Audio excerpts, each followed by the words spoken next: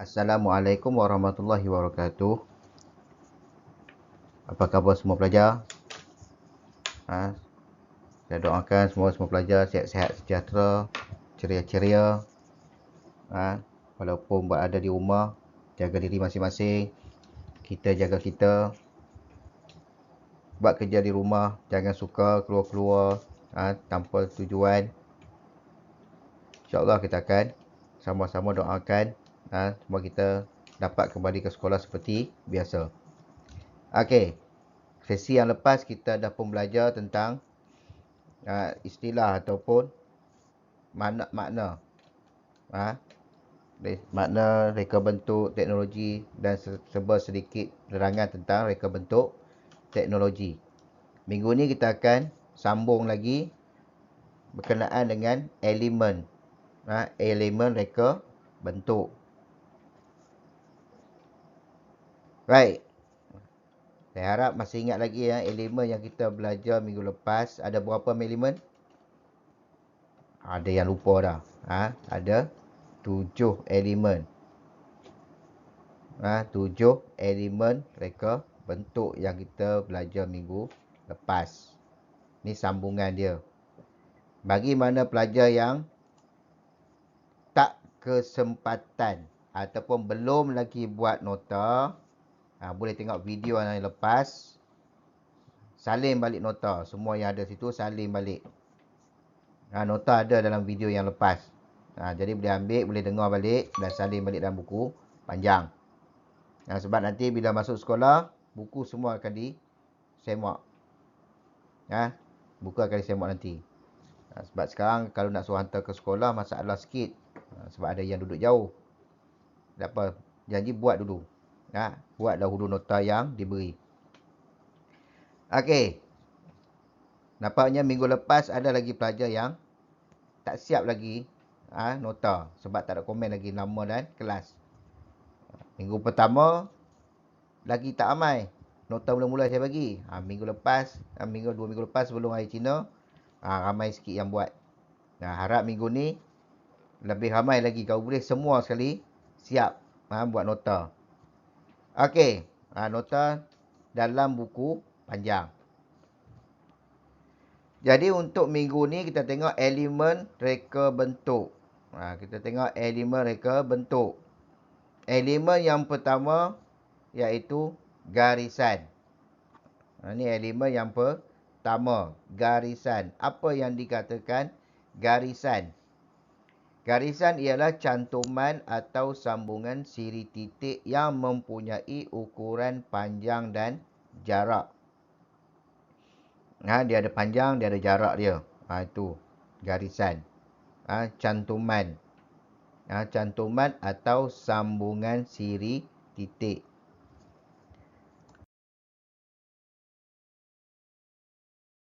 Apa? Fungsi garisan. Fungsi garisan. Garisan ni ada fungsi dia, bukan saja-saja. Selama ni yang kita cuma tahu garisan saja, tapi fungsi dia kita tak tahu. Okey. Fungsi garisan dia ada banyak fungsi dia. 9 fungsi garisan. Ada 9 fungsi garisan. Banyak fungsi dia. Sebelum ni kita tak ambil tahu pun, tak pernah tahu pun. Okey, fungsi yang pertama. Fungsi yang pertama membahagikan dua ruang kawasan. Contoh macam rumah kita ni. Ada ruang. Ada ruang tamu, ada bilik tidur, ada dapur, bilik air. Itu ruang kawasan. Kawasan yang telah ditetapkan, kawasan tertentu. Contohnya, nanti gambar yang ada. Ada kawasan-kawasan dia, tu plan rumah tu. Ada kawasan rehat dia, ruang tamu, dapur, bilik tidur. Okey, baik. Itu fungsi yang pertama. Fungsi yang kedua, menunjukkan pergerakan arah atau aliran. Tunjuk arah. Arah ke mana nak pergi. Contohnya, tengok tu arah kiri atau ke kanan. Tanda arah ni banyak dah kita dapat tengok di tepi-tepi jalan. Ada arah untuk U-turn, ada arah untuk jalan sahala, pergi ke kanan, pergi ke kiri. Itu tanda arah. Okey, itu fungsi yang kedua. Fungsi yang ketiga, dia menunjukkan hubungan antara elemen. Hubungan antara elemen. Apa dia? Contoh dia itu. Gigi gear. Gigi gear. Kalau gigi kita fungsi dia menghancurkan makanan. Memotong daging. Itu fungsi gigi kita. Ini gigi gear untuk menghidupkan, menggerakkan sesuatu benda. Contoh kau boleh tengok dekat jam dinding. Jam dinding di belakang jam tu, enjin jam tu boleh tengok ada gear belakang tu. Ada gear serong, gear taji. Dia nak menggerakkan sesuatu benda. Macam jarum jam, dia nak gerakkan jarum jam, kena pakailah gigi gear ni. Gear kena ada gigi, tak ada gigi tak boleh gerak. Itu dia nak menunjukkan hubungan. Hubungan antara gigi gear tu. Okey, yang keempat. Yang keempat mewakili ketegangan antara dua titik. Mewakili ketegangan antara dua titik. Apa dia pula? Contohnya, tu gitar. Gitar. Dia tegang, tali tegang baru sedap bunyi dia. Sebab tu gitar semua tali dia kena tegang. Kalau tali dia kendur, tak sedap bunyi. Gitar. Apa lagi? Kamu boleh tengok yang bertali. Yang bertali. Macam-macam ada kan? Yang bertali ni kena tegang. Okey. Seterusnya. Berkenaan iaitu menunjukkan kestabilan dan kerehatan. Fungsi garisan yang seterusnya ni, yang keempat ni, menunjukkan kestabilan dan kerehatan. Yang kelima, silap dah, mata dia silau. Yang kelima, kestabilan dan kerehatan. Apa dia tu? Contoh, ni susunan bata. Susunan batu bata ni, bata kat rumah. Kalau kamu tengok orang buat rumah, buat bangunan, tengok cara dia orang susun bata. Sama macam gambar yang ada depan kamu ni. Supaya dia lebih stabil, kuat, kukuh. Dia tak boleh susun, ambil bata, susun atas dia balik. Nampak macam straight, sama kan? Tapi tak stabil. Dia kena selang. Dia kena ada dia punya jarak, dia punya orang kata apa? Bentuk dia tu. Tengok pada gambar yang ada depan kamu. Itulah bentuk yang sesuai. Lebih stabil, lebih kukuh, lebih kuat. Okey. Yang keenam. Fungsi yang keenam menunjukkan keseimbangan. Seimbang. Sama rata, sama. Contohnya tali jam, garisan dia tu. Seimbang. Bagi nampak cantik. Rama-rama, seimbang. Kiri dan kanan. Kalau sayap rama-rama tak sama kiri kanan tu, macam mana nak terbang? Kan? Macam kapal terbang. Sama juga kan? Sama panjang. Sama besar. Sama lebar. Sama berat. Baru seimbang. Kalau tidak, sengit kapal terbang nak terbang atas. Okey. Itu fungsi yang ke-6. Yang ke-7, fungsi yang ke-7 menunjukkan daya gerakan yang dinamik. Menunjukkan daya gerak yang dinamik. Tak ada pula contoh. Itu contoh gambar dia. Garisan menegak, garisan melintang, garisan menyerong. Ini antara fungsi yang bagi garisan ni, fungsi-fungsi dia. Yang ke-8, mewakili gerakan dan tenaga yang berpadu. Mewakili gerakan dan tenaga yang berpadu. Contohnya, Ada yang tak kenal ke? Okey, mari pilih air. Ada panggil kepala paip kan? Okey. Dan yang terakhir, fungsi yang terakhir menunjukkan objek dekat dan jauh. Apa contoh dia? Contoh dia, kereta api tu, gambar kereta api tu. Kita dapat tahu mana yang dekat, mana yang jauh. Hasil daripada garisan. Dengan garisan kita dapat tahu dah benda tu dekat ataupun jauh. Okey, itu 9 fungsi garisan. Ni elemen yang pertama. Elemen rupa. Elemen rupa. Apa yang dikatakan rupa? Okey, rupa terbahagi kepada dua. Rupa terbahagi kepada dua. Yang pertama, geometri. Yang kedua, rupa organik. Rupa ada dua kategori, geometri dan organik. Rupa geometri ni apa dia? Geometri lebih kepada rupa yang mempunyai sudut dan penjuru. Dia ada sudut dan penjuru. Contoh macam ni. Kan? Dia ada sudut, ada penjuru. Ada penjuru.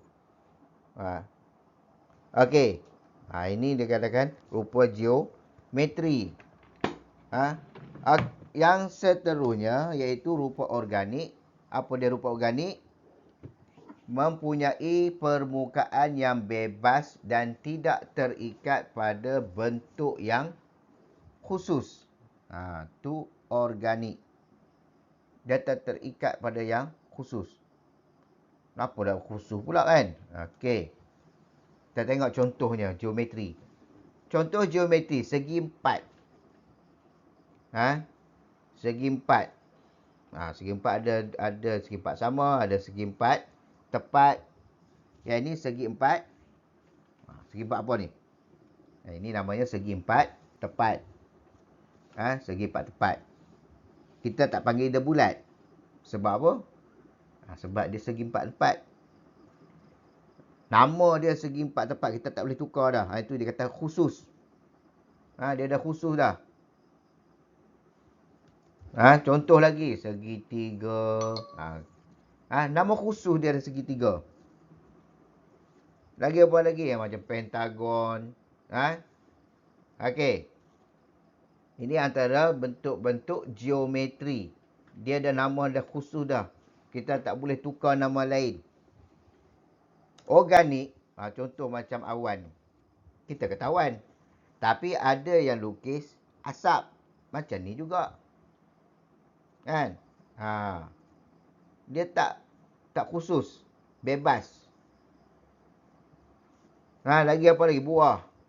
Ini kata buah apple. Tapi ada yang kata buah mangga apple. Ataupun plum apple. Kan? Buah mangga apple, plum apple. Bentuk macam ni juga. Tak kisahlah apa pun. Tapi bila dikatakan bebas, maka dia tergolong termasuk dalam rupa organik. Okey. Yang ini nanti salin. Bila salin, terutama rupa geometri. Rupa geometri dalam buku teks. Masing-masing dah ada buku teks kan? Dah dapat buku teks. Okey. Dalam buku teks, tengok sini. Nampak tak? Ada banyak lagi rupa geometri. Ada lagi rupa geometri. Kalau nak lukis dalam ni, tak muat. Jadi, salin nota. Bila salin nota, tengok buku teks. Salin rupa-rupa yang ada sini. Rupa geometri yang ada ni. Salin semua. Dengan namanya sekali. Sebab nanti bila takut keluar soalan, tak tahu pula nama apa kan? Tengok situ nama ada. Berlian, selari, rhombus, trapezium, segi empat tepat. Apa lagi? Segi empat sama, lonjong, bulat, segitiga, pentagon. Pentagon ni sebab lima segi. Ada segi dia ada 5. Heksagon, ada 6 segi. Ada 6 bucu. heptagon. Heptagon ni ada 7 segi. Ada pun 7 bucu. Oktagon, dia ada segi 8. Ada 8 bucu oktagon. Kemudian nanagon ni ada yang buku yang belum betulkan balik. Nanagon. Dia ada 9 sudut, 9 bucu. Dan yang terakhir dekagon. Dekagon ni ada 10 bucu. Ni nanti salin tengok balik buku teks yang mana yang ada buku teks nanti. Tengok dan lukis. Bentuk-bentuk rupa geometri ni. Rupa geometri. Okey, baik. Bagi rupa organik senang, tak ada masalah sebab dia bebas. Dia tak ada nama khusus. Lukislah apa pun. Daun ke, asalkan dia menjadi rupa. Bunga ke, dia bebas. Ni boleh lukis apa yang kamu nak lukis. Tapi geometri, pastikan lukis beserta nama dia. Sebab takut nanti tak kenal nama pula apa dia nama dia.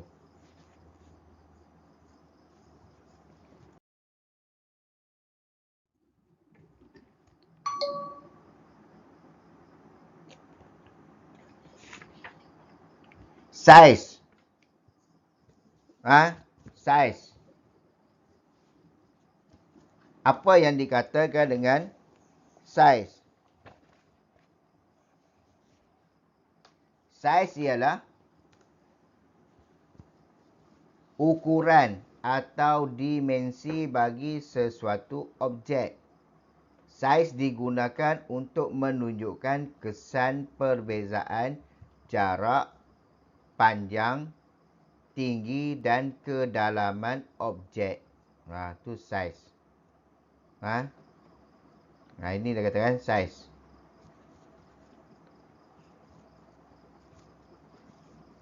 Jadi saiz ni masing-masing tahulah kan. Ada kecil biasa yang ni biasa kita lalui. Contoh macam biji kopi kat depan kamu ni.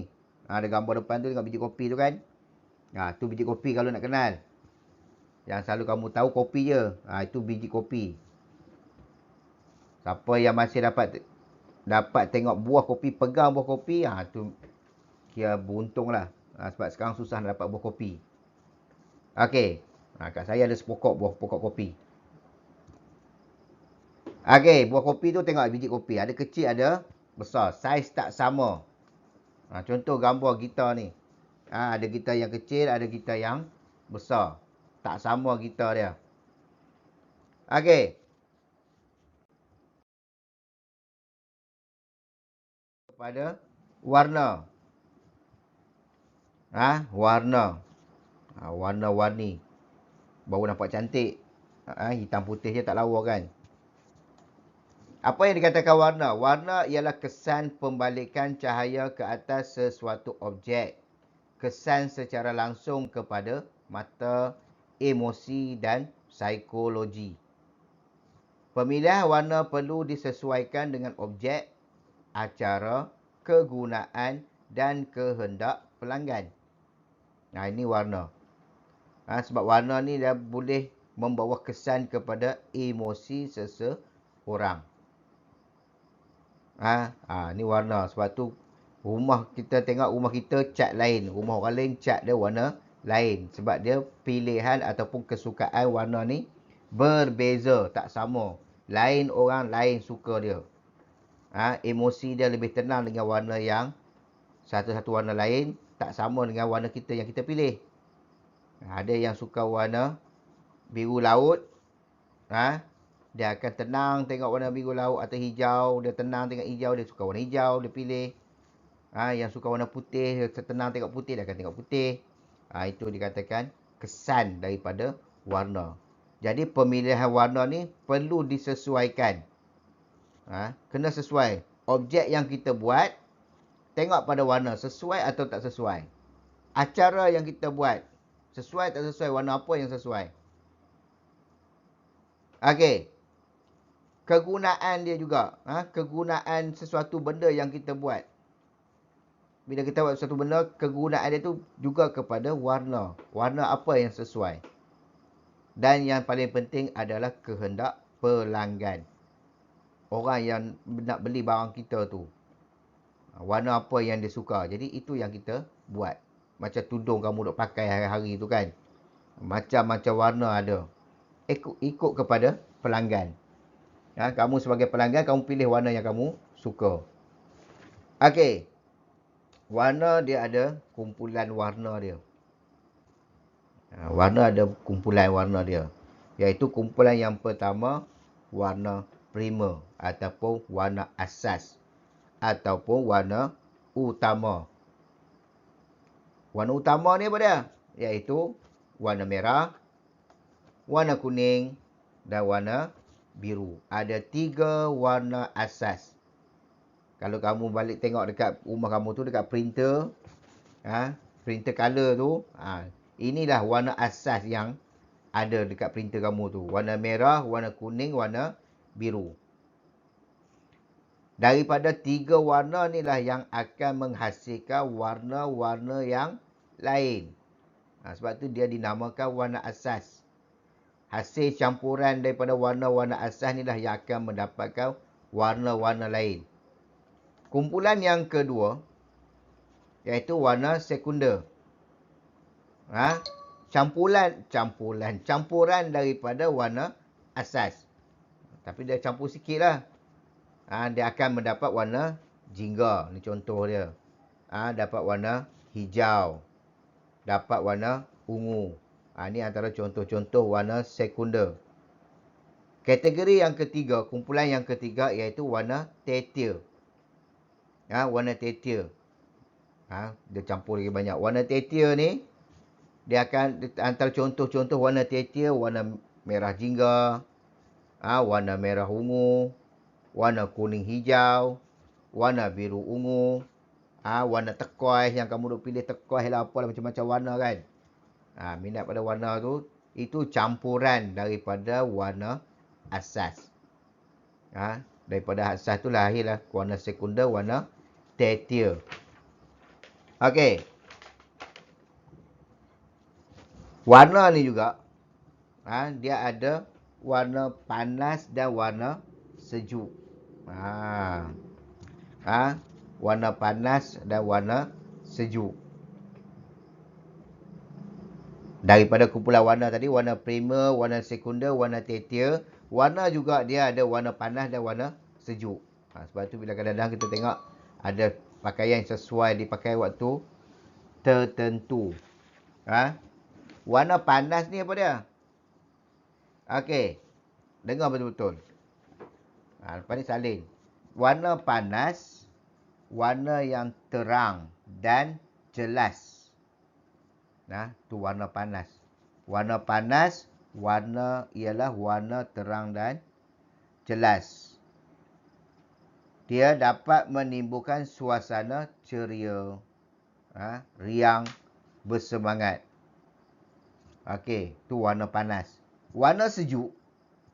Warna sejuk memberi kesan cahaya yang rendah.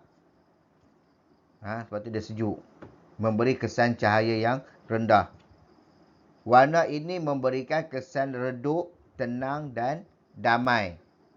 Dan menyejukkan mata memandang. Itu warna. Warna panas dan warna sejuk. Bagi yang dah dapat buku teks, yang dah ambil buku teks, boleh tengok balik dekat sini. Muka surat. Ni ada warna panas dan warna sejuk. Boleh tengok dalam buku teks. Muka surat 8. Yang belum ambil buku teks, salin ulang balik apa yang saya bacakan tadi. Boleh salin. Warna panas dan warna sejuk. Okey. Seterusnya iaitu berkenaan elemen yang seterusnya, ruang. Ruang. Apa yang dikata ruang ni? Ruang ialah kawasan kosong yang dikelilingi oleh elemen garisan bagi menampakkan objek lebih jelas. Supaya objek nampak lebih jelas. Okey, baik. Itu ruang. Ruang ada dua kategori. Yang pertama iaitu ruang nyata dan yang kedua ruang ilusi. Ruang ada dua kategori, nyata dan ilusi. Ruang nyata ialah ruang sebenar yang terdapat di persekitaran. Yang ada di persekitaran kita ni. Okey. Itu ruang nyata. Ruang ilusi, ruang yang dihasilkan dari karya seni grafik. Ruang yang dihasilkan dari karya seni grafik. Itu ruang ilusi. Ruang ilusi. Apa contoh ruang nyata? Ilusi ni tengok pada gambar. Contoh gambar depan kamu tu. Tu lukis lah tu daripada karya seni atau lukisan grafik. Okey. Contoh ruang nyata. Ruang nyata. Ruang dalam rumah kita, dalam bilik kita, dalam kelas. Itu dipanggil ruang tertutup. Yang ada di sekeliling kita. Itu dipanggil ruang tertutup. Manakala di luar tu dipanggil ruang terbuka. Itu contoh. Contoh yang ada tu. Okey. Ruang ilusi. Ni daripada hasil karya seni, lukisan. Tengok pada rumah yang dilukis tu. Ada ruang kosong. Nampak ruang kosong dalam tu. Daripada lukisan yang dilukis tu, kita tahu dalam tu kosong. Kita tahu bumbung tu dapat lubang-lubang, tingkap pecah. Hasil daripada lukisan kita dah tahu dah. Itu dipanggil ruang ilusi. Karya seni. Okey. Itu tentang ruang. Kita ada lagi dua. Ada lagi dua elemen. Iaitu bentuk dan tekstur. Ada lagi dua elemen. Kita sambung nanti. Masa pun dah panjang sebab nanti besar pula dia punya saiz video ni. Jadi minggu depan kita akan jumpa lagi untuk dua lagi elemen iaitu tekstur dan bentuk. Tadi rupa. Bentuk lain tak sama bentuk dengan rupa. Rupa, bahagian rupa, bentuk, bahagian bentuk. Nanti kita akan sambung bentuk dan juga tekstur. Okey, baik. Kita berhenti dahulu setakat ruang tu. Jadi jangan lupa untuk salin nota yang saya bagi ni, salin dalam buku nota panjang. Salin, nak lukis, kalau lukis, tapi kalau yang rupa geometri tadi memang kena lukis. Rupa geometri memang kena lukis dan juga tulis nama dia. Yang lain nak lukis, boleh lukis. Nak bagi cantik. Tapi yang rupa geometri, wajib lukis satu-satu. Semua yang ada dalam buku teks tu. Supaya kamu ingat nama-nama dia. Yang lain terpulang. Nak lukis. Tapi salin nota kena salin.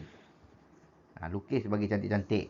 Sebab dalam reka bentuk ni, kamu nanti ada folio. Ada kerja khusus. Terutama bila sampai tingkatan 3, buat projek, kena lukis. Daripada sekarang kamu kena belajar melukis. Yang dah pandai lukis, tak susah sangat. Yang tak berapa nak suka melukis, kena bagi suka juga sebab lepas ni banyak lagi benda yang kena lukis. Satu-satu projek yang akan buat, kena lukis. Folio dalam folio reka bentuk tu kena lukis. Nak tak nak, suka tak suka, kena belajar melukis juga. Okey, baik. Bagi yang dah siap nanti, dah siap. Sebab yang lepas ada yang tak komen, sila komen. Komen dan tulis nama dan kelas. Ini untuk catatan saya bagi yang dah laksanakan tugas yang saya bagi. Kenapa nak komen dalam YouTube? Sebab senang saya nak tengok. Kalau komen dalam WhatsApp ni, kadang-kadang terlepas pandang. Sebab banyak-banyak lain kan ke bawah, tak dapat nak tengok siapa yang hantar WhatsApp tu. Jadi lebih sesuai dengan komen dekat YouTube tu. Dekat video ni komen kat bawah nama dan kelas. Okey, baik. Rasanya untuk sekadar itu saja tulis. Jadi minggu depan kita akan sambung tentang bentuk dan juga tekstur. Kemudian kita akan terus ke prinsip reka bentuk. Jadi cukup sekadar itu dahulu untuk minggu ni. Sehingga berjumpa lagi minggu depan. Sekian. Assalamualaikum warahmatullahi wabarakatuh.